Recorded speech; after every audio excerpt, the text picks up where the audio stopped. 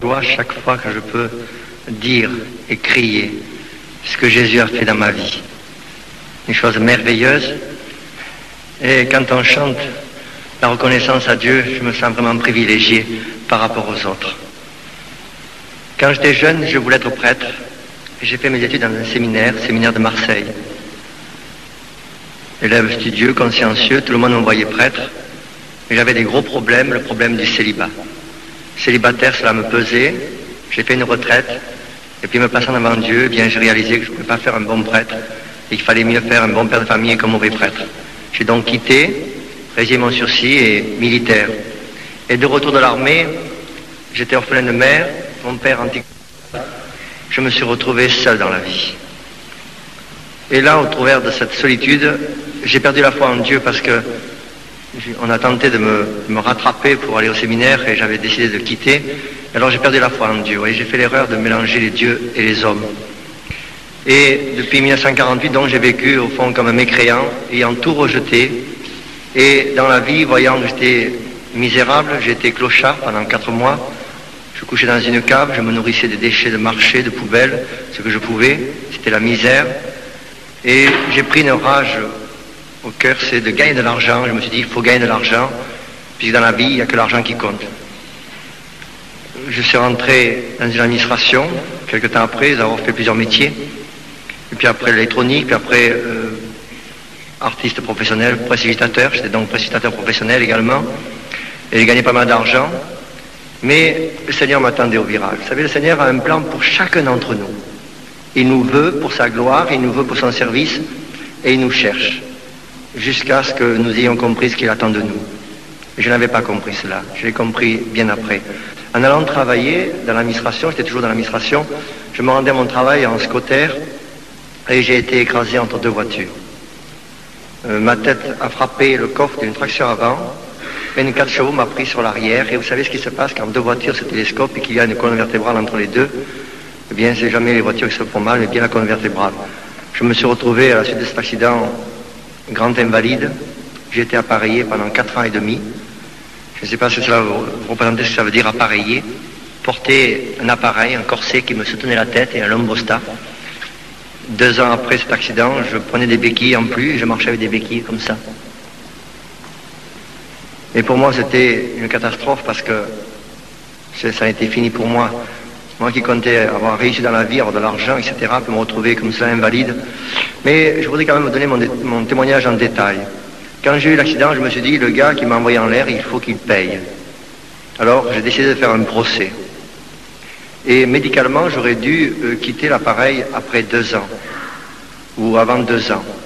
Et comme j'étais en plein procès, j'ai continué à garder l'appareil. J'ai refusé les soins médicaux qui s'imposaient à l'époque, la rééducation. Et quand le procès était terminé, le tribunal m'a accordé un dommage-intérêt de 20 200 000 anciens francs. Pour vous dire qu'on n'accorde pas 20 millions à quelqu'un s'il n'a rien. Il y a eu une expertise, un rapport de 16 pages. Et les chirurgiens qui m'ont vu après, vous savez ce qu'ils m'ont dit? Monsieur Duc, avant 5 ans, vous serez paralysé. Sachez une chose, quand vous serez paralysé, dites-vous bien, ce sera de votre faute. Et pour moi, ça a été un poids énorme, un fardeau épouvantable. Je me suis retrouvé 4 ans et demi après dans un lit paralysé, couché sur une planche, père de famille de 4 enfants, dans un lit paralysé. Et je disais, cela, c'est par ta faute, pour avoir refusé les soins, pour ne pas avoir fait la rééducation. Maintenant, tu es soudé, maintenant, tu es là dans un lit paralysé, tu ne peux plus rien faire.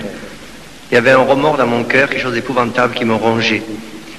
Et puis, paralysé encore, j'aurais supporté, mais ce qui était abominable, c'était les douleurs. J'avais l'impression d'un rat qui me rongeait la nuque. Et je hurlais jour et nuit. Au début, on a tenté des calmants, j'ai eu de la morphine, une injection toutes les 8 heures. Ensuite, toutes les 6 heures, toutes les 4 heures. Puis toutes les heures, la morphine n'agissait plus. On m'a donné des spalmagine, Dominalfort, Dolozal, tous les calmants associés. Dans la nuit du 16 novembre 1964, ma femme avait fait une injection de 4 calmants dans la même seringue. Un quart d'heure après, je hurlais toujours, j'avais toujours mal.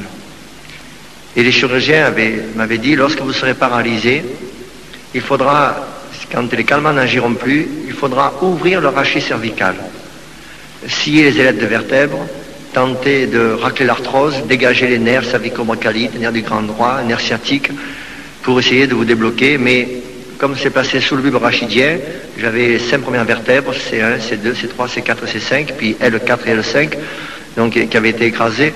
Et comme c'est placé sous le bulbe rachidien, si on touche le bulbe, c'est la mort. Vous avez 4 enfants le plus tard possible. Pour moi, l'opération, c'était la dernière issue. Je savais que la mort était là. Et croyez-moi, quand on est paralysé, quand on sait que les gamins n'agissent plus, eh bien, on est paniqué par la mort. On a beau fanfaronner, mais quand la mort est là, j'étais paniqué. C'est pour vous dire dans quel état j'étais, ce que j'ai ressenti à ce moment-là, la souffrance, mais aussi le remords, le fardeau, tout cela. Quand ma femme est partie chercher le médecin, dans mon lit de paralysé, j'ai crié à l'Éternel. Et il m'a répondu, comme dit le psalmiste. J'ai dit, je sais que tu existes, je n'en peux plus, je capitule maintenant. Ce que tu voudras.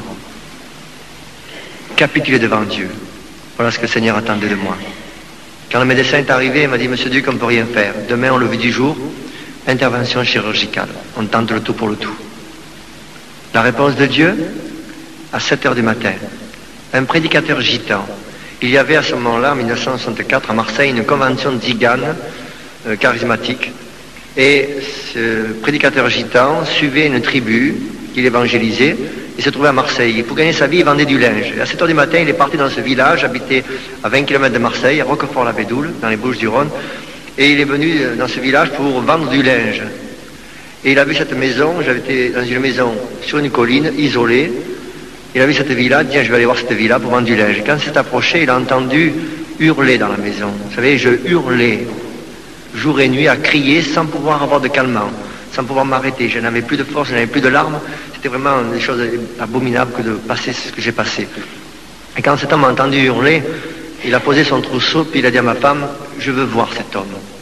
Pourquoi faire? Je veux le voir. Sans dire le pourquoi. S'il avait dit pour parler de Jésus, ma femme l'aurait mis dehors.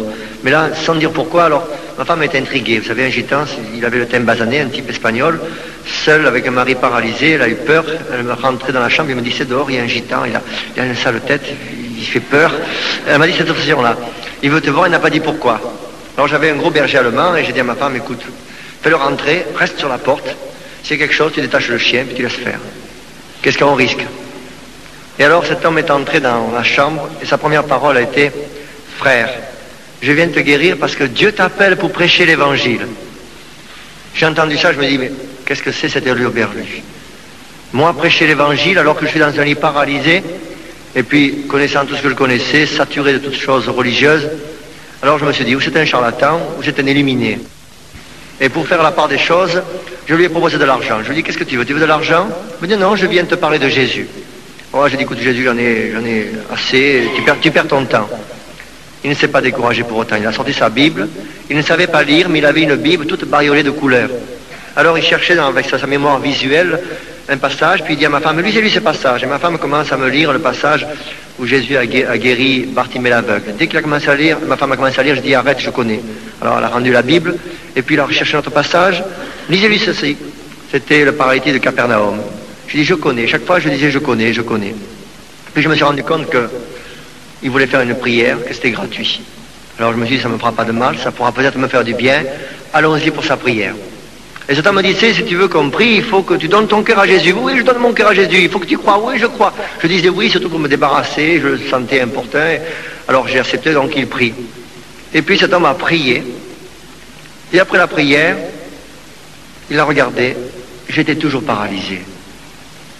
Et il m'a dit, quel dommage, si tu avais cru. À moi-même, j'ai eu un moment de satisfaction de dire, je savais bien, j'avais raison, c'est de la blague, ces choses-là. Et puis je dis, mais tu ne comprends pas que je suis condamné par la médecine, qu'il n'y a plus rien à faire. Et il me dit, mais tu ne comprends pas que Jésus est vivant? Quel dommage, si tu avais cru, tu aurais été guéri. J'ai dit, tu croyais que j'allais me lever comme ça, sauter comme un lapin, plus rien? Il me dit, exactement. J'ai dit, c'est honteux, tu viens de tromper un paralysé, je ne peux pas te mettre des choses pareilles. Il me dit, mais tu crois que je serais venu te tromper, de dire une chose fausse? Jésus est vivant, si tu avais cru, quel dommage. Et il avait une tristesse, cet homme-là. Il est reparti tout triste devant mon incrédulité. Il était 8h30, cet homme est parti. Et à partir de ce moment-là, je n'ai plus de douleur. J'ai attribué cela au hasard, coïncidence. Il a un grand dos, vous savez, on met tout sur le compte du hasard. J'ai refusé l'intervention chirurgicale du fait que je n'avais plus de calmant, que je n'avais plus mal. Quand je ne bougeais pas, je n'avais pas mal. Le médecin est arrivé le soir à 5 heures. Comment on attend M. Duc à la clinique, on dérange tout le monde, puis il ne vient pas, etc. Et il refuse l'ambulance. J'ai dit, docteur, depuis ce matin, je n'ai plus mal et je préfère attendre. Alors il appelle ma femme dans la cuisine et j'étais paralysé, mais j'avais l'oreille fine. Votre mari a la volonté, même s'il n'a pas mal, faites-lui ses injections toutes les heures. Il voulait me faire l'injection, j'ai dit non, non, docteur, ma femme le fera.